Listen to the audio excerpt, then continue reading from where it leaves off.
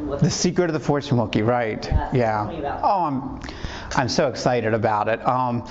If you remember in the first book, of course, Dwight brings Origami Yoda to school, and in the second book, Darth Paper comes to school to cause trouble.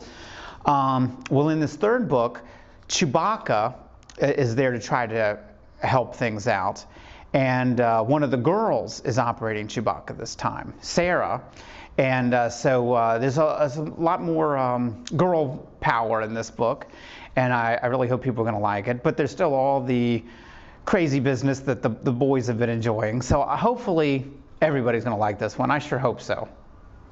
Do you know how many more we're going to have in the series? You know, that's a good question. I was just talking about that to my editor. I've been thinking, you know, there's like 100 Star Wars characters that you can name off the top of your head, you know.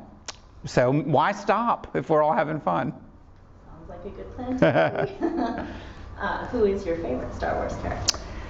Well, Yoda, my favorite character overall, but probably from the prequels, General Grievous would be my favorite.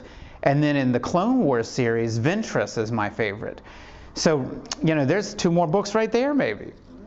And what about Yoda? Is what makes him number 1? Oh, well, you know, I mean, I saw the movies when I was a kid, and Yoda, just from the very beginning, appealed to me in many ways. And I still today love his message and his wisdom.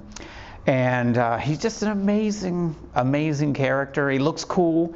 He's short. You know, I was the second shortest kid in my school, you know.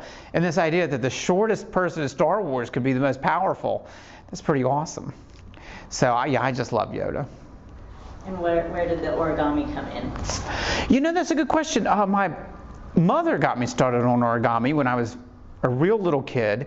And then you may remember in Curious George, in one of the books, he's supposed to be delivering newspapers, and instead he folds them up into boats and sails them down a creek. Well, what was cool about that book is it had the instructions right there in the book for making an origami boat, the way Curious George did. And I just always loved that. So it's just amazing that all these years later, I had the chance to write a book and put the instructions right there in it. So origami has been a big part of my life for a long time, but I'm not actually all that good at it. So that's sort of part of my story, and the story from the kids too, is that we love origami. We're just maybe not the best folders in the world. So we end up drawing the face on instead of folding it and things like that. But hopefully my message to kids has been that you can just have fun with origami. You don't have to fold a perfect Yoda. And I think that's a barrier for a lot of kids. They think they've got to fold some kind of perfect Yoda or a perfect stormtrooper or something. And for me, I'm just saying, hey, just grab a piece of paper, start folding whatever it looks like, draw on it to make it look more like it, and then you put it on your finger and have some fun with it. So I hope I really lowered the barrier for kids to get involved in origami. You must have a lot of kids show up to see you and to meet you. And man, the kids are awesome. I call them the super folders, and there's a whole legion of them out there, and they send me emails with pictures of what they've been working on, and we post them online. Sometimes we have contests and stuff, but lots of times we're just posting it, and they comment on each other's, and they learn from each other and learn from me, and I've learned a bunch of stuff from them too. So we just have a great time online and in person when I get to meet them. It's a lot of fun. Have you been working on an Origami Wookiee? Yes. In fact, the story behind the Wookiee on the cover of my book is that the one I made for the cover got rejected by the publisher. Well, in truth, it wasn't all that good. But my wife is actually an author and illustrator too. And so it got to the point, I was like, well, where are we going to get this a really great Chewbacca from? And I was like, maybe you could do it. And she did it, and it's the one on the cover, and it's beautiful. It took her 12 hours. She sat down for 12 hours and cranked this thing out, and it's just gorgeous. So is that something you guys share then, or will be in the future? Yeah, we actually, you know, we've written a book together, and we've done a lot of other projects like that. So it's very natural for us to do a project like this together. But I'm the bigger Star Wars nerd than she is. And you just wrote a non-Star Wars book too. That's right. I've got this book out called Fake Mustache, which is special for this year because it involves the presidential election. But it's not real politics and stuff. It's absolute silly business. Every silly thing I could think of. It's like, what if the presidential election was sillier than you can imagine?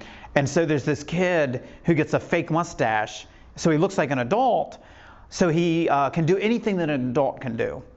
And so I always ask kids, what would you do if you had this magic mustache and you could get away with doing anything an adult could do? No limits. And they say all kinds of stuff.